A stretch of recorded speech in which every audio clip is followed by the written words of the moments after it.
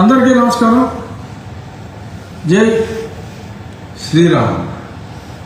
ఈరోజు ఉదయం సుమారు 11:05 ప్రాంతంలో కోర్ట్ నెంబర్ 5 ఆంధ్రప్రదేశ్ హైకోర్టులో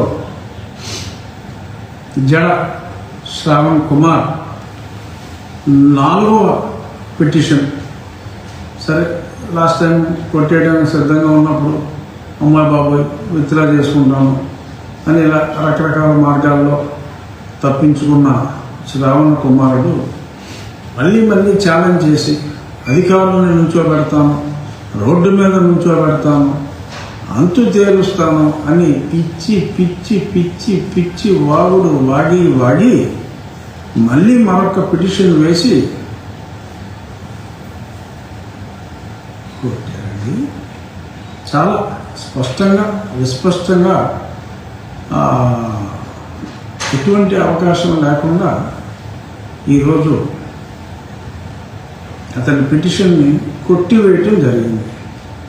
సరే, మళ్ళీ యథాప్రకారం అతను ఏమన్నా మరలా స్టే విధించారని చెప్పి పిచ్చి పిచ్చి బాబులు వాగి అది మళ్ళీ ఆ సాక్షుడు వేసుకుంటే సరే అదేమవుతుందో నేను చెప్పలేను, కానీ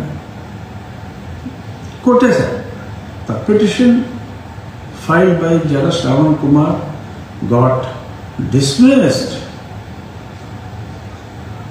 3 సార్లు పోయిన తర్వాత కూడా మరలా 4వసారి ముందు అనుమతులు లేకుండా కట్టకూడదు. అనుమతులు వచ్చిన తర్వాత అనుమతులు ఇవ్వటం తప్పు, ఆ స్థలంలోనే కట్టుకోవడం, అది కొట్టేశారు. మళ్ళీ వెళ్ళాడు, అదే పాయింట్, మళ్ళీ కొట్టేశారు. ఇప్పుడు 4వసారి అనుమతి ఇచ్చిన వాళ్ళ మీద అనుమతులు రద్దు చేసి చర్యలు తీసుకోవాలన్నట్టుగా మళ్ళీ మరొక పిటిషన్ వేస్తాయి. దాన్ని మళ్ళీ కొట్టివేయటం జరిగింది. డర్రమోహం వేసుకుని బయటిపోయాడు. ఎందుకంటే ఇంత అన్పార్లమెంటరీగా మాట్లాడలేము, కానీ తప్పదు. అంటే ఒక మత విద్వేషంతో, హిందూ దేవుళ్ళు అంటే ఒక రకమైన ద్వేషభావంతో మరి అతని వెనక మరికొందరు నీలి కుమారులు కలిసి మత విద్వేషంతో చేస్తున్న ఈ చర్య, రామాలయం స్థానే మరొక రామాలయాన్ని పునర్నిర్మించుకుంటాం, అది శిథిలమైందంటే కూడా ఏమాత్రం వెనక్కి తగ్గకుండా ఇన్నిసార్లు దాడి చేయటం అనేది నిజంగా అది సహించలేని విషయం. ఎట్టి పరిస్థితుల్లోనూ ఇది సహించేది లేదు. అది పబ్లిక్ ప్లేస్ కాదు అన్నప్పటికీ కూడా ప్రభుత్వ స్థలానికి పబ్లిక్ ప్లేస్కి తేడా తెలియకుండా మాట్లాడుతూ కావాలని చెప్పి ఎంతో సామరస్యంగా అక్కడ పెద్దపేటలో అందరూ కలిసి ఉంటే కూడా ఇతను కావాలని చెప్పి చిచ్చు పెట్టే విధంగా మరికొందరు నీలి కుమారుల ప్రమేయంతో ఇలా చేయటం అనేది చాలా తప్పు.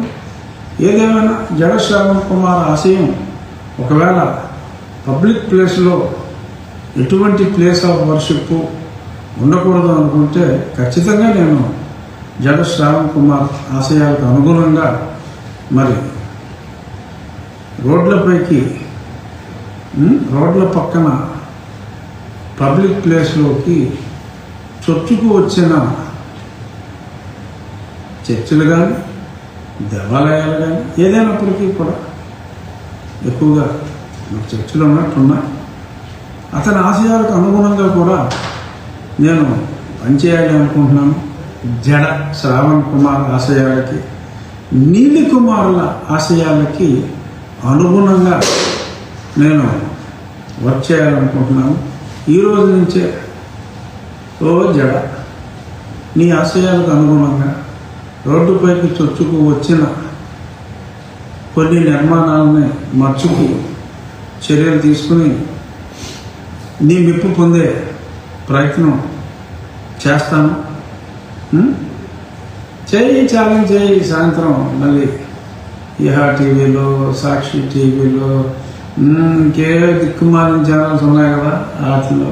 ఇక ఒక ఇంట్రెస్టింగ్ ఇష్యూ, నేను ఎప్పుడో 10 రోజుల క్రితం ఎవడో పెట్టినట్టున్నాడు, మరి అతను పాస్టరా లేకపోతే ఏదో, నన్ను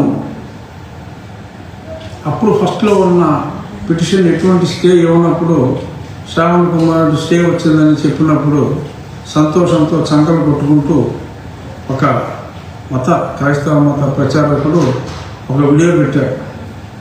ఆ వీడియో నాకు ఇవాళ ఒక ఆయన పంపించాడు, చూసా. అందులో ఏంటంటే నన్ను సాతాన్ అంటే లూసిఫర్తో పోలుస్తూ క్రైస్తవ మతానికి నన్ను ఒక శత్రువులాగా అతను చిత్రీకరిస్తూ మాట్లాడాడు. ఐఎమ్ నాట్ అగేన్స్ట్ క్రిస్టియానిటీ అని గతంలో ఎన్నోసార్లు చెప్పాను. అయినా నన్ను తర్వాత చదివా అసలు ఏంటి ఈ సాతాన్ ఏంటి, ఈ లూసిఫర్ ఏంటని ఈరోజు ఉదయం నేను గ్రాక్లో రివ్యూ చేశాను. Okay, Lucifer, okay, Satan, Lucifer both are same. Is he used to live in heaven. దేవుడితో అంటే Jesus Christ is supposed to be the son of God, but Lucifer used to be with the God in the heaven. Eden garden లాగా హెవెన్లో ఉన్నప్పుడు ఆ గాడ్తో some clash వచ్చి ఈ భూమి మీదకి నెట్టివేయబడ్డట. He uses to be one of the angel in the court of God in heaven. ఈ భూమి మీదకి నెట్టివేయబడ్డట. సో జీసస్ క్రైస్ట్ని ఆయన ఎదిరించాడు. అలాగా ఇతను తయారయ్యాడు అని చెప్పి నన్ను ఒక బైబుల్ క్యారెక్టర్ లూసిఫర్తో, అదే మన మోహన్ లాల్ గారి సినిమా కూడా వచ్చింది Lucifer 1 and 2, of course both were super hits. So ఆ మోహన్ లాల్ క్యారెక్టర్తో నన్ను ఒక మత ప్రచారకుడు పోల్చడం జరిగింది. నేనేమి దానికి బాధపడతలేదు, అలాగని సంతోషం కూడా పడతలేదు. బట్ ప్రజలు తెలుసుకోవాలి ఈ లూసిఫర్ గురించి కూడా. నేను వారికి వ్యతిరేకంగా ఎటువంటి చర్యలు తీసుకోవట్లేదు. అయినప్పటికీ కూడా ఈ రకంగా మా దేవాలయాల మీద పడుతూ, న్యాయబద్ధంగా నిర్మించుకుంటున్న మా దేవాలయాల మీద పడుతూ నేను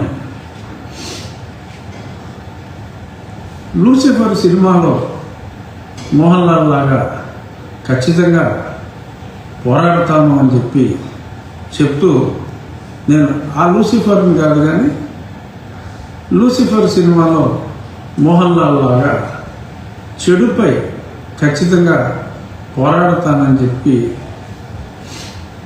క్రైస్తవ సోదరులందరికీ మాటిస్తున్నా. అంటే నీ మీద పోరాడతానట్లా, తప్పు ఎక్కడుంటే అక్కడ డెఫినెట్గా, అంటే మా మతం మీద విద్వేషం చూపిస్తున్న కొందరిపైన అందరూ కలిసి ఉన్నాం, అన్ని మతాలని గౌరవిద్దాం.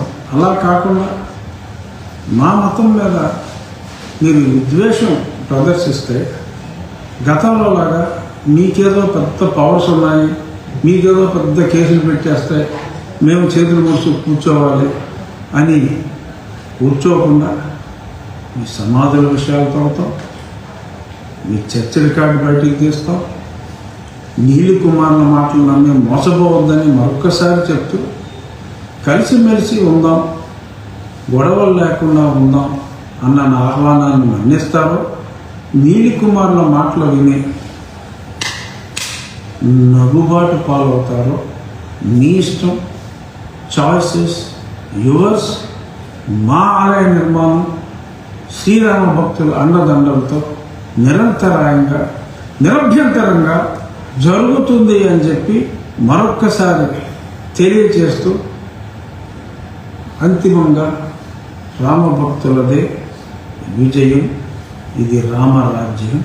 రామరాజ్యంలో శ్రీరామ భక్తులదే విజయం.